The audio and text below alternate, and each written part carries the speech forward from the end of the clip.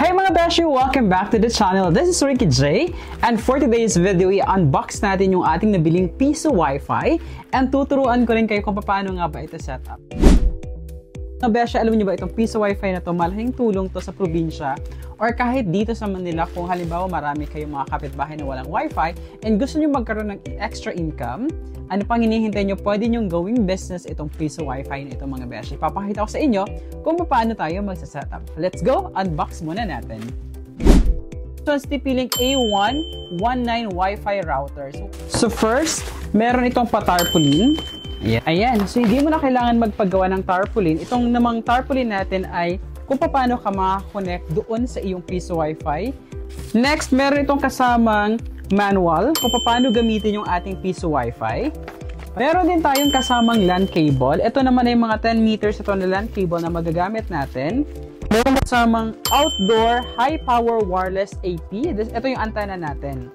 So ito na yung ating vending machine ng piso Wi-Fi mga beshi. Ayan, ang maganda dito sa vending machine natin mga beshi, bakal kasi ito siya. Ayan, baka hindi siya kako yung pagkakagawa. Kaya ito yung napili ko kasi maganda siya actually. So, pangalawang ganito na to sa bahay namin. Ayan, so yung susi natin actually dito yung mga beshi sa ating lagayan ng pera. Oh, diba? Napakalaki nung lagayan ng mga coins natin at saka bakal talaga yan siya. Bakal yung ating lagayan. At ito naman, natatanggal to siya sa kanyang lagayan. If kailangan ayusin yung ating piso Wi-Fi, kailangan siya, pwede siya i-remove actually.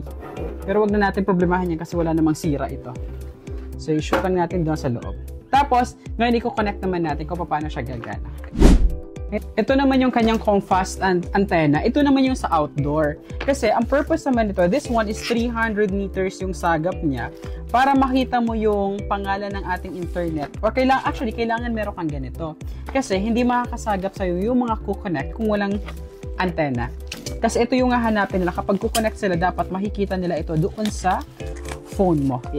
Ayan, SSID X17 piso Wi-Fi. This one is up to 76 users, so magkakasabay na pwedeng gumamit. High power 300 Mbps high power wireless AP outdoor COMfast antenna ito. Hanapin mo yung mga cords and everything. Ito, ilagay muna natin dito. Sa antenna muna tayo mga beshi. So ito, kailangan mo lang ilagay dito. 2.4G, itong dalawang to. So yung makukuha mong connection dito is 2.4G.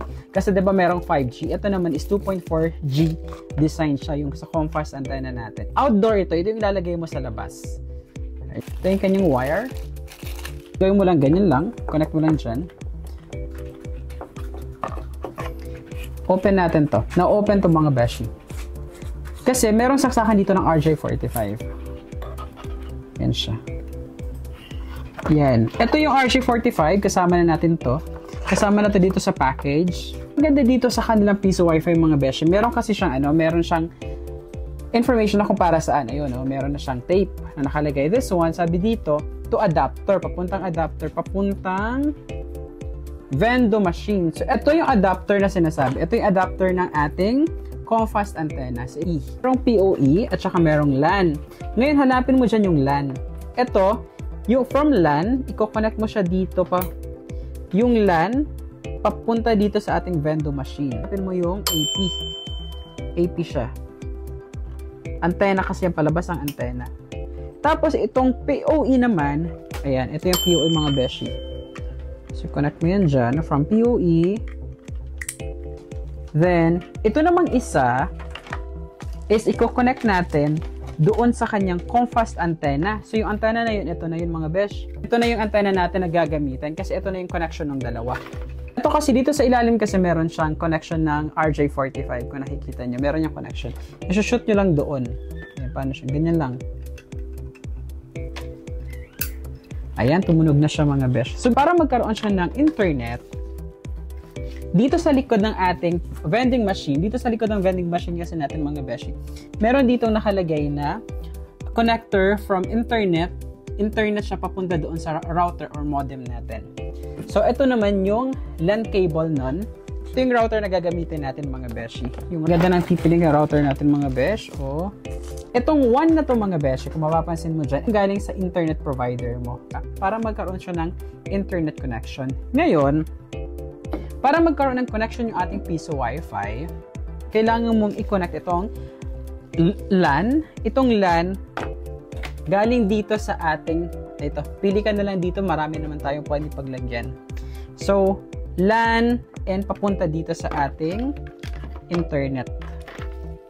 Yan, hanap ka lang dito, pwede LAN 1, LAN 2. And, ito na yung ating connection papunta doon sa ating internet ng vending machine.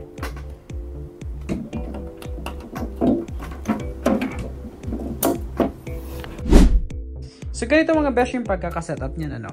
So, from your router, i-connect mo lang si LAN, yung local area network, papunta dito sa vending machine natin. May makikita ka dyan na internet.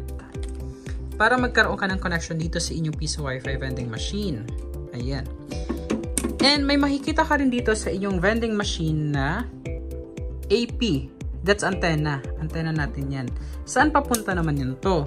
Yung AP naman natin mga beshe, papunta naman ito yung connection niya dito sa ating Comfast power supply. Ayan, si power supply naman natin, meron yung nakalagay dyan. May nakalagay na PoE at saka LAN. Si LAN at saka yung AP natin ay magkarugtong yan papunta dun sa vending machine natin. Tapos ito naman si PoE natin ay magkarugtong naman yan dito papunta sa antena ng ating Comfast. Ayan, ganyan yung connection niya ng mga besh. So ayan ang mga besh, nakasetup na yung ating piso Wi-Fi mga besh. So make sure na meron kayong internet para makakonect kayo dito sa ating vending machine. So ang kailangan mo lang gawin mga besh, punta ka lang sa settings ng iyong phone. Tapos, hanapin mo lang yung pangalan ng piso Wi-Fi. So, katulad sa amin, X17 piso Wi-Fi. Tapos, meron siyang nakalagay na, ayan, ito na, makikita nyo mga beshi. Meron siyang connect or kailangan mo na maghulog ng piso or dos dito sa ating vending machine. Yung vending machine naman natin mga beshi, may nakalagay dito na yung piso natin is good for 10 minutes. 5 pesos natin is good for 1 hour. 10 pesos natin is good for 3 hours. At 20 pesos natin is good for 8 hours. So, ito mga beshi, actually, pwede mo siyang i-edit. Kung ikaw yung owner ng piso Wi-Fi, pwede mo siyang ayusin yung mga rate mo. Ikaw bahala maglagay dyan ng rate kung ilang oras yung piso or dos or yung 5 piso. So, ngayon ang gagawin mo dito, insert coin ka. Kapag mag-insert coin ka, tutunog itong vending machine natin and huhulugan mo siya ng piso para magkaroon ka ng connection. Okay, let's insert coin. Welcome. Please insert coin. Thank you. Shala, diba? So, meron tayong piso dito. Ito-connect na natin since insert coin na siya.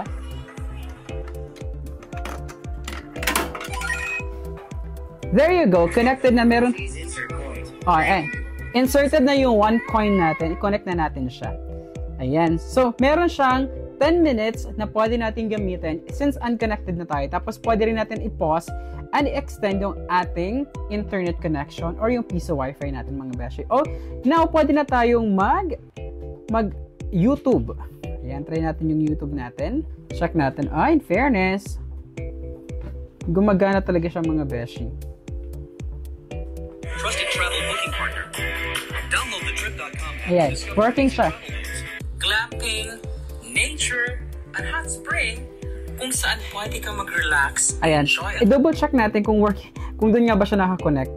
Ayan, connected naman siya sa X17 piso Wi-Fi natin mga beshi. So, play na natin ulit.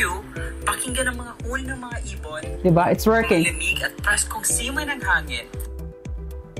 Ayan mga besyo, so ganun lang yung setup natin. Napakadali lang yung setup ng ating vending machine ng Peso Wi-Fi. Kaya mga besyo, kung naghahanap kayo ng extra income ngayong panahon na to, at if you have internet naman sa bahay, at gusto ninyong i-share sa mga kapitbahay ninyo, katulad lalo na sa probinsya, pwede kang mag-purchase actually nitong Peso Wi-Fi na ito mga besyo. O diba, malaking tulong na siya, kasi makakatulong ka na sa mga kapitbahay mo, kikita ka pa, diba? Mababayaran pa yung monthly dues mo doon sa internet provider mo. Ayan lamang mga beshi, and if you have questions, just comment down below mga beshi. Sasagutin natin yan kapag meron tayong oras. Ayan mga beshi. Thank you so much for watching my video, and that's all for today. Good night! Bye!